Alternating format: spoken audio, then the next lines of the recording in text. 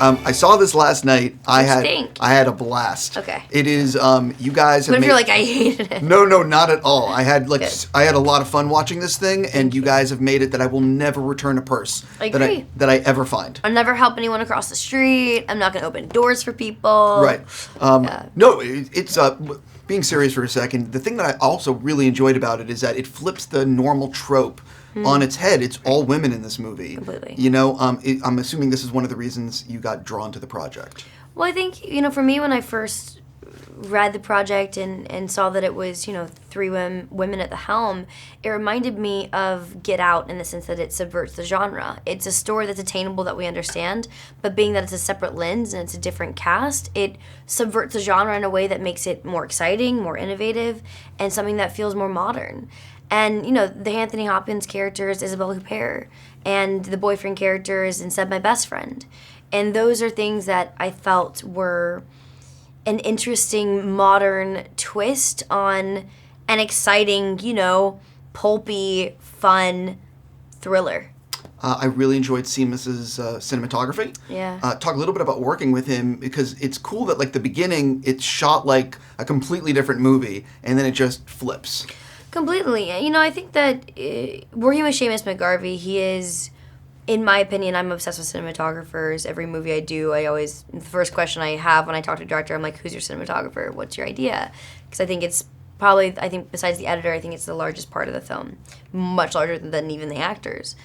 And for me, I was always a massive fan of Seamus, but the way that Neil and Seamus' relationship really panned out on screen was really special. Neil has a very heavy hand in the fantasy world he likes to create. Look at In Dreams or Interview with the Vampire. He creates these kind of twisted fairy tales. And that really happened in this film. He really wanted it to be that, when you sit down and you watch the film, if you haven't seen the trailer, he wanted you to believe that it was going to be a love story, that it was going to be this beautiful kind of star-crossed friendship, that's coming together in the darkest of times. And then he wanted that sucker punch to really land when it becomes the dark, twisted fairy tale that it does. And I think it was really perfectly executed. I'm curious, you've worked with some very, very talented directors. How much have you been paying attention on set and, like, sort of mentally taking notes for the day that maybe you want to, like, make a movie? Is directing something you're even remotely interested in? Oh, very much so, yeah. As even from a young age, from 5 years old, 6 years old, I was always obsessed with what everyone else was doing on set than me. I wanted to know why the prop master was doing that, why the set designer was doing that. I was obsessed with color palettes as a kid. That was a massive deal for me. And then, of course, the natural progression was becoming obsessed with the ability to be able to convey your vision as a director. And I have now been trying to, I think my first real throw into it was becoming a proper producer on the movies that I'm making, and having a big hand in the creation of it. And now my brother Trevor and I are actually going to co-direct together, but we're going to start small. We're going to start with short films and then work our way up.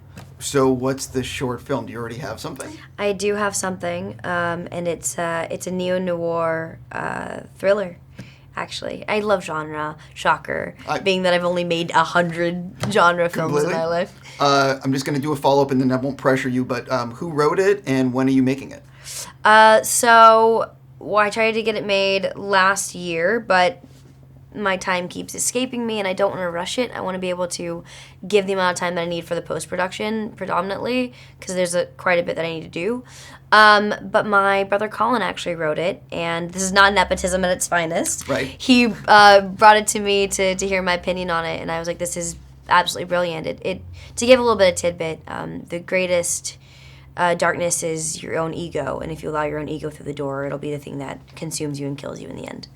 So. I completely understand that. Yeah. I definitely want to ask you, these are a few other random questions. I promise they're harmless. Go ahead. What TV show would you love to guest star on? The Crown. Ooh. I would love to do something with The Crown. Do you have a favorite sci-fi or fantasy film? Probably like the classic Alien vs. Predator. Like, it's just one of those that gets me that I watched as a young kid, and I was like, this is so good! Right. Like Sigourney and, like, the proper, you know what I mean? No, completely. Yeah. Do you have a favorite superhero movie, one that you've not been in? Kick-Ass. Right. Probably Batman Begins. Do you have what film scared you as a kid? Seven or Silence of the Lambs. Okay. Naturally. Of course. And I'm sure you saw them when you were like 7. I was Right. 7. Right. Which is so inappropriate. Right. That's exactly the age, though. I don't want to say anything, but I'll blame your brother. Or brothers. Brothers, Right, yeah. exactly. Is there anything that you collect? I collected snow globes for years, and I stopped doing that. But now I like to steal articles of things from set. Which is a follow-up question. Uh-huh. What movie and TV show props do you have? I have a Willy Wonka bar from filming Kick-Ass at Elstree Studios where they did Willy Wonka. So I have the original Willy Wonka chocolate bar that I stole from the prop room there.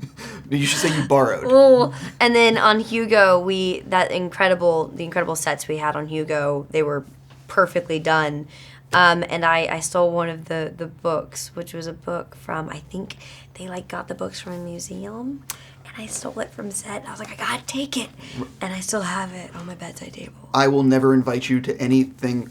Anyway, moving. I was just thinking about you borrowing stuff. I'm totally. What TV show have you watched all the way through more than once? Sharp Objects. I found it really interesting to watch Amy's performance over and over. It's probably the most recent one. I watched it 3 times. Sure. I'm not a stalker. I'm not Greta-ing you, I promise, Amy. Do you remember, you've been working in the entertainment industry for a really long time. Yeah. But do you remember what it was as a young kid that said, I want to do this? I think what really hit me is when I always loved doing it. I always loved evoking emotion within myself and jumping into these characters, I think, and wearing their skin for a little bit. But I think what really hit me is when I was, I think, 7 years old or 8 years old, maybe even 9 years old, and I watched Breakfast at Tiffany's, and I remember laughing and then simultaneously starting to cry. And I remember that emotion I felt and the change of emotion I felt and how it taught me something about myself, that I could laugh and then cry in that way. And I remember that I wanted to evoke that emotion in other people, and I wanted to be able to be a catalyst for people to find a deeper part of themselves to open up.